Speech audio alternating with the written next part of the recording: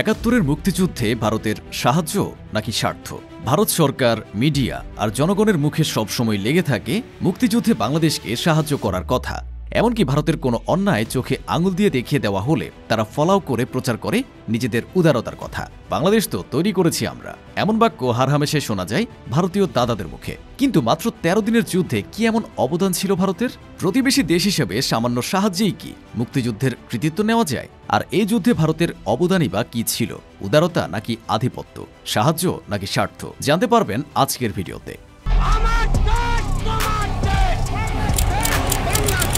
ভারতের মুখে বর্তমানে সবচেয়ে বেশি শোনা যায় আমরা সৃষ্টি করেছি বাংলাদেশ। মুক্তিযুদ্ধে ১৩ দিনের সাহায্য দিয়ে তারা ভুলিয়ে দিতে চায় এদেশের মুক্তিযোদ্ধাদের ৯ মাসের সংগ্রাম। মুক্তিযুদ্ধের ৩০ লক্ষ শহীদদের ভুলিয়ে নিজেদের মহৎ প্রমাণ করাই তাদের উদ্দেশ্য। শুধু মুখে কিংবা গণমাধ্যমে এসব কথা বলেই তারা ক্ষান্ত হন না, বলিউডের সিনেমায় প্রচার করেন নিজেদের গৌরবগাথা।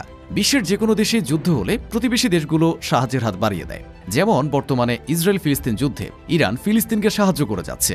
রাশিয়া ইউক্রেন সংঘাতে ন্যাটোভুক্ত দেশগুলো ইউক্রেনকে আর উত্তর কোরিয়া রাশিয়াকে সাহায্য করছে। যুদ্ধের সাহায্য করা, শরণার্থী সুবিধা দেওয়া স্বাভাবিকভাবেই দেখে বিশ্ববাসী। কিন্তু যুদ্ধের সাহায্যের কথা বারবার স্মরণ করিয়ে দেওয়ার মতো একমাত্র দেশ ভারত। অন্য দেশের বিজয়কে নিজেদের বলে দাবি করার নজিরও একমাত্র ভারতেরই রয়েছে। আশ্চর্যের বিষয় হচ্ছে বাংলাদেশের মুক্তিযুদ্ধের মূল ভিত্তিকে তারা বদলে দিতে চায়। ২০১৪ সালে মুক্তি পাওয়া গুন্ডে সিনেমায় একটি ডায়ালগ ছিল, ১৯৭১ সালের ১৬ ডিসেম্বর তৃতীয় ইন্দো পাক যুদ্ধে ৯০,০০০ পাকিস্তানি সৈন্য ভারতীয় সেনাদের কাছে আত্মসমর্পণ করে।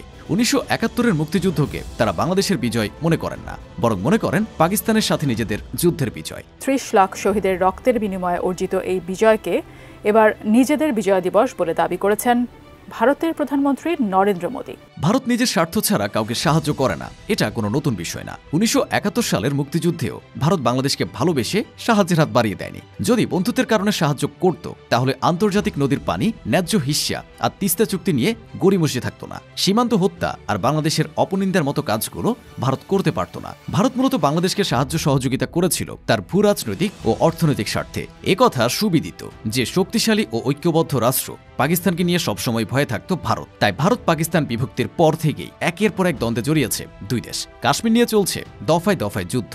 পাকিস্তান ভেঙে যাওয়ায় ভারতের তুলনায় দেশটি একটি দুর্বল রাষ্ট্রে পরিণত হয়েছে।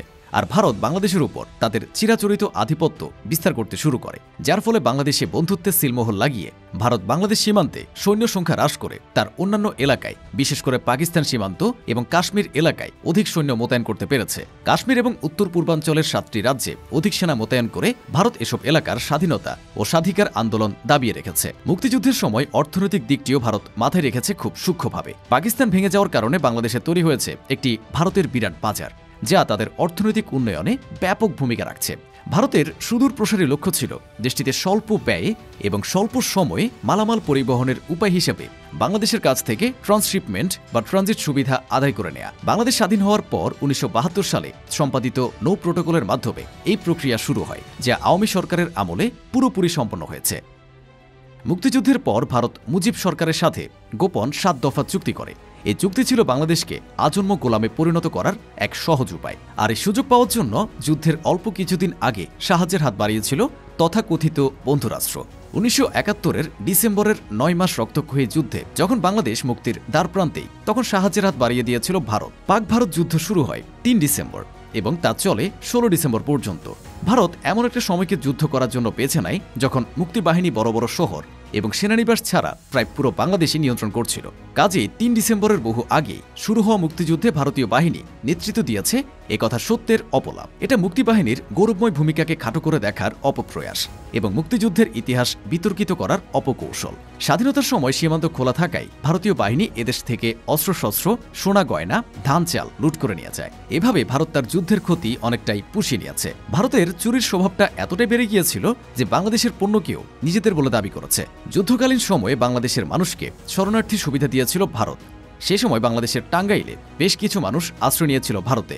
ভারত থাকাকালীন সময়ে তারা নিজেদের পেশা তাঁত শিল্প নিয়ে কাজ করে। ধীরে ধীরে ভারতে তাঁত শিল্পের বিস্তার লাভ করার পর ভারত একসময় বাংলাদেশের পণ্য টাঙ্গাইল এবং জামদানি শাড়িকে নিজেদের পণ্য হিসেবে দাবি করে। পরবর্তীতে নানান চড়াই উতরে পেরিয়ে টাঙ্গাইল শাড়িকে বাংলাদেশের জিআই পণ্যের তালিকাভুক্ত করা হয়। মুক্তিযুদ্ধে ভারতের সাহায্যের কথা একেবারেই অস্বীকারযোগ্য নয়, তবে তাকে নিজেদের বিজয় বলে দাবি করা অন্যায়। ৭১-এর যুদ্ধে বাংলাদেশের বিজয় অর্জনের পেছনে একমাত্র কারণ ছিল বাঙালির দৃঢ় প্রচেষ্টা এবং আত্মত্যাগ।